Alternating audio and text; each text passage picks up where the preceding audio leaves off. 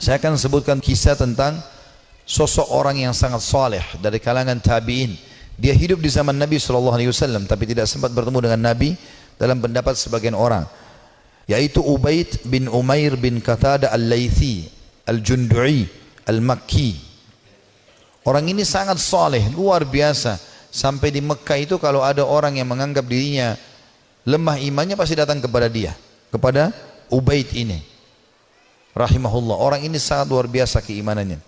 Ini dinukil dalam sebuah kisah di sebuah buku, ya. Kisah ini kisah sahih. Ada seorang wanita di Mekah sangat terkenal dengan kecantikannya, dan wanita ini terkenal tinggi, putih, cantik, fitnah luar biasa. Tapi dia tutup wajahnya, dia pakai cadar.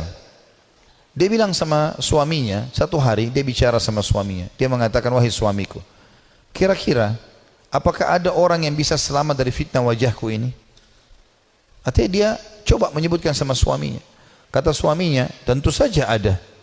Walaupun kau cantik, tapi akan ada orang yang bisa tidak kena fitnahmu. Kata perempuan itu penasaran, siapakah itu? Artinya kalau saya buka wajah saya tidak pakai hijab ini, masih ada laki-laki yang tidak tertarik. Maka kata suaminya, Ubaid ibn Umair, seorang ulama. Maka tiba-tiba istrinya karena merasa tertantang datang kepada suaminya lalu berkata, wahai suamiku, apakah kau mengizinkan aku untuk coba menggoda Ubaid hanya untuk mengetes imannya, sekaligus juga mengetes apakah betul memang dia tidak kena dengan fitnah wajahku dan kecantikanku ini?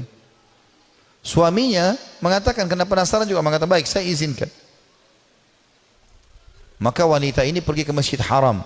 Ini Ubaid ini punya majelis ta'lim di Masjid Haram, ulama besar, tidak pernah sama sekali berbuat dosa dalam kisahnya, dalam kisah hidupnya. Allahu alam kalau yang dinukil dari kisah yang lain, tapi dia disebutkan orangnya sangat soleh.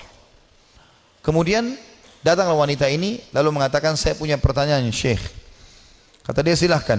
Dia bilang, tapi pertanyaan ini pribadi, maka saya tidak bisa menanyakan di depan orang. Kalau bisa saya akan meminggir dengan anda di salah satu sudut masjid ini. Karena perempuan ini terus menunjukkan kesedihannya, menangis. Maka Ubaid mengatakan, baiklah, tapi tetap di depan umum, bukan berduaan-duaan khalwat. Di tiang masjid di sebelah situ ada sekitar jemaah. Tiba-tiba wanita ini pada saat duduk depan Ubaid membuka cadarnya, dan memang terlihat kecantikan yang luar biasa. Maka Ubaid rahimahullah mengalihkan wajahnya sambil kata Ubaid mengatakan, apa yang kau lakukan? Bukankah kau bertanya, kenapa kau membuka cadarmu? Dia mengatakan, sebenarnya wahai Syekh Ubaid, saya mencintaimu dan saya menyukaimu. Maka aku datang untuk menawarkan diri, dan aku tinggal tunggu jawabanmu.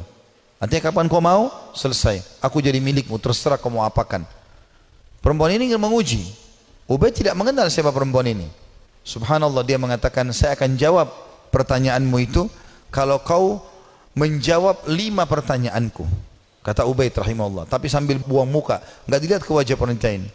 Wanita tersebut menggambarkan Ubaid tidak melihat sedikit pun ke wajahku, padahal wanita ini depan matanya dan sangat cantik. Maka kata wanita tersebut, tanyalah. Kata Ubaid rahimahullah, jadi tadi dia memang bilang waktu dalam majelis, saya punya masalah, saya mau minta nasihat. Padahal dia cuma mau berbohong wanita ini, tapi hanya mendapatkan nasihat yang benar. Apa kata Ubaid rahimahullah? Andai saja bertepatan pada saat sekarang malaikat maut datang ingin mencabut ruhmu, apakah kau akan menawarkan hal yang sama padaku kalau memang kau sedang berhadapan dengan malaikat maut? Kata wanita tersebut, tentu tidak.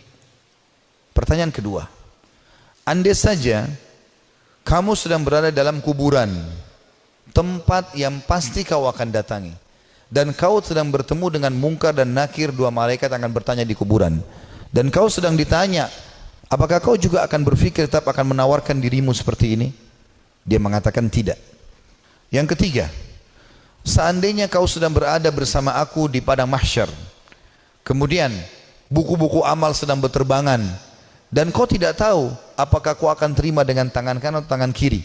Tangan kanan akan selamat ke surga, tangan kiri akan masuk ke neraka. Apakah kau juga akan menawarkan dirimu seperti ini kepadaku? Dia mengatakan tidak. Yang keempat, andai saja kau sedang ditimbang amalmu, dan kau tidak tahu amal baik atau amal buruk di timbangan amal hari kiamat nanti yang lebih berat, apakah kau masih mau menawarkan dirimu padaku? Dia mengatakan tidak. Lalu kemudian pertanyaan terakhir yang kelima, andai saja kau sedang diminta pertanggungjawaban oleh Allah tentang kecantikanmu ini, tentang keadaanmu, ya, kelebihan-kelebihan nikmat yang Allah berikan kepadamu ini, apakah kau juga akan mengatakan kepada Allah, aku sempat menawarkan ini kepada Ubaid? Maka dia mengatakan tidak. Maka Ubaid pun mengatakan rahimahullah, kalau gitu bertakwalah kepada Allah dan jagalah dirimu serta nikmat Allah yang ada padamu. Maka tiba-tiba perempuan tersebut menangis terisak-isak. Lalu kata Ubaid, pulanglah. Lalu Ubaid berdiri tanpa melihat sedikit pun ke wajah wanita tersebut. Setelah dia pergi, wanita itu pulang ke rumahnya. Suaminya sudah menunggunya, ingin mengetahui berita apa yang ada sebenarnya. Maka setelah dia pulang, suaminya kaget melihat matanya merah, menangis. Kata suaminya, apa yang terjadi wahai istriku? Dia mengatakan, sungguh aku akan binasa wahai suamiku. Aku tadinya niat ingin bermaksiat kepada Allah, Allah menuruskanku justru melalui Ubaid. Dan sungguh Ubaid adalah orang saleh. Dan semenjak hari itu perempuan itu tidak pernah dandan lagi sama sekali sampai ajal datang menjemputnya. Teman-teman sekalian, orang yang saleh, orang yang tulus kepada Allah Subhanahu wa taala, memang orang-orang yang justru tidak mudah tergoda. Kalau antum hanya sekedar dengan godaan sedikit mudah tergoda, itu masih orang biasa. Tapi kita harus menjadi orang yang luar biasa memang. Tidak boleh mudah tergoda.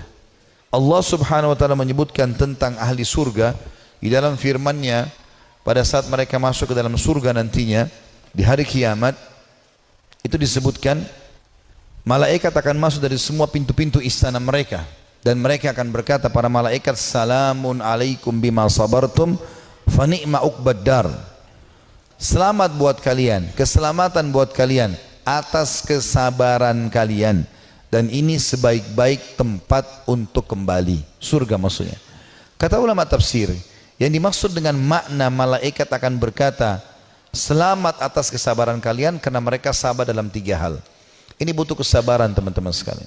Yang pertama, sabar dalam mengerjakan ketaatan, untuk bangun sholat, untuk tutup aurat, mencari pendapatan halal, itu semua butuh kesabaran. Duduk di majelis ilmu seperti ini butuh kesabaran. Bangun sholat malam butuh kesabaran. Bersedekah padahal kita butuh kesabaran.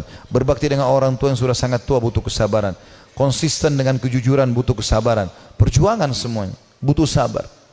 Ini sebab masuk surga karena kesabaran. Yang kedua, sabar dalam menolak kemaksiatan. Jadi semua kita di sini yang hadir punya peluang berzina, punya peluang berbohong, punya peluang melakukan semua dosa. Bukankah sekarang di zaman kita fitnahnya sangat besar? Di handphone kita bisa masuk penawaran zina dengan sangat mudah. Bukankah sangat mudah kita untuk riba, menipu, mencuri, apa saja? Tapi subhanallah butuh kesabaran. Sabar dalam meninggalkan kemaksiatan. Sabar. Dan kata ulama, beda pahalanya antara orang yang meninggalkan maksiat karena dia tidak punya peluang. Misal dia cuma sepintas lihat spanduk ajakan untuk ke diskotik, atau dia ada penawaran apa, lalu dia bilang, ya saya nggak suka, cuma sebatas itu. Beda pahalanya dengan orang yang sedang bergejolak godaan yang luar biasa. Jadi misalnya memang lagi ada lawan jenis yang mengganggu dia, kemudian dia bergejolak juga ingin mengikuti hawa nafsunya, itu beda pahalanya. Nabi Yusuf alaihissalam waktu digoda oleh wanita istri raja yang ratu Mesir, itu Allah mengatakan, walaqad hamma bihi wa hamma biha laula ar-ra'a burhana rabbih. Yusuf sudah cenderung sama perempuan itu cenderung pada Yusuf. Artinya Nabi Yusuf AS manusiawi, tapi beliau coba berusaha menghindar, sabar, menghindar terus sampai akhirnya Allah SWT berikan tanda-tandanya, akhirnya selamat dari godaan tersebut. Artinya kesabaran di sini butuh ekstra pada saat ada peluang untuk berbuat dosa itu. Dan yang ketiga, sabar dengan cobaan harian.